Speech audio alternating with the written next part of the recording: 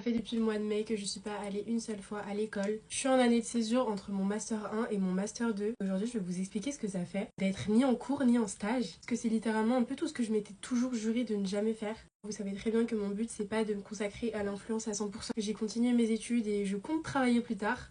Enfin, pas dans ce milieu. Je suis en année de césure au lieu d'être passée directement à mon master 2 parce que cette année de césure va me permettre de faire un stage à l'étranger à Madrid sur mon deuxième semestre de l'année, donc de janvier 2026 à juillet 2026. Je fais ça pour la simple et bonne raison que sinon, en Master 2, il me restera qu'une seule opportunité de faire un stage de 6 mois. Et c'est précieux les stages. Pour ce qui était de juillet et août, je savais que je voulais garder des vacances. Sauf que du coup, dans un premier temps, je m'étais dit que j'allais trouver un stage à faire de septembre à décembre pour combler un peu le trou avant de partir faire mon stage à l'étranger. Sauf que j'ai pas trouvé de stage à ces périodes-là qui me plaisaient, qui étaient intéressants pour mon parcours professionnel, pour mon CV. Donc je me suis pas forcée. J'avais pas besoin d'argent et pas non plus de stage obligatoire à faire avec mon école. Donc je me suis dit que c'était l'occasion pour une fois de tester, de faire 4 mois où j'étais juste à mon compte parce que du coup auprès de mon école j'ai la chance de pouvoir faire rien pendant 4 mois, enfin ne pas être dans une entreprise et juste me focaliser sur mon projet professionnel entrepreneurial, c'est-à-dire moi du coup ce qui est l'influence, puisque aux yeux de mon école c'est quand même un vrai truc étant donné que j'ai des contrats, j'ai des factures, j'ai une société, etc. Enfin vous voyez c'est un vrai truc. Donc moi c'est la première fois de ma vie là que depuis le mois de septembre je suis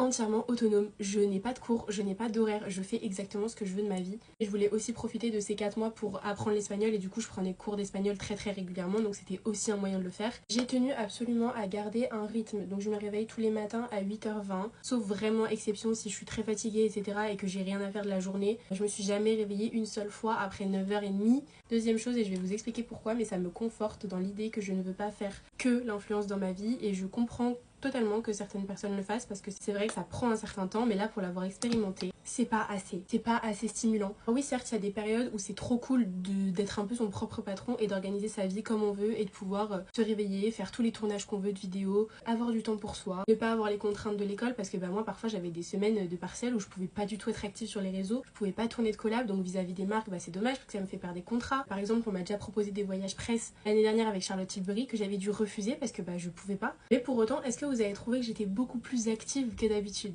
Moi je trouve pas. J'ai toujours posté presque au moins une vidéo par jour, même quand j'étais à l'école l'année dernière. Donc certes ça me laisse le temps de faire un peu plus de choses que je voudrais. En gros je vous explique comment ma journée elle se déroule. J'ai les tournages pour les contrats, pour les collabs, etc. Mais je filme pas non plus des collaborations commerciales tous les jours, vous voyez. Donc même si ça me prend du temps de tourner, de faire le montage, de réfléchir à des idées créatives, etc. Plus pour mes vidéos personnelles, donc les vidéos organiques, genre mes Get Ready With Me, on peut pas dire que ça va me prendre 7 heures dans une journée. Certes, après, je profite aussi de ce temps pour gérer tout ce qui est administratif. Parce que cette année, les réseaux, pour moi, ça a pris un énorme tournant. Sur les cash, j'ai gagné beaucoup plus d'argent, donc ce qui fait que j'ai des démarches administratives supplémentaires à faire,